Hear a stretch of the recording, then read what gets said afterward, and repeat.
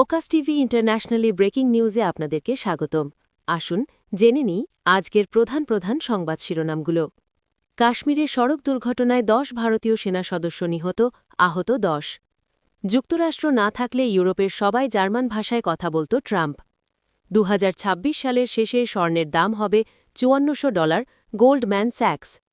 যুক্তরাষ্ট্রে জব্দ থাকা রুশ সম্পদ ট্রাম্পের শান্তি পরিষদে অনুদান দেবেন পুতিন।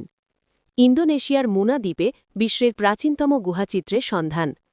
সিরিয়ার এসডিএফে ড্রোন হামলায় ৭ সেনা নিহত, আহত ২০।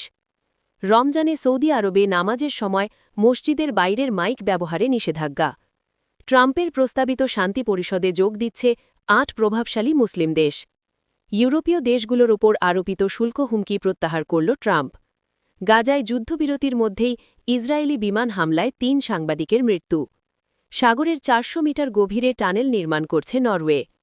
১৫ বছরের পর জাপান চালু করতে যাচ্ছে ভূমিকম্পে বিধ্বস্ত পরমাণু বিদ্যুৎ কেন্দ্র।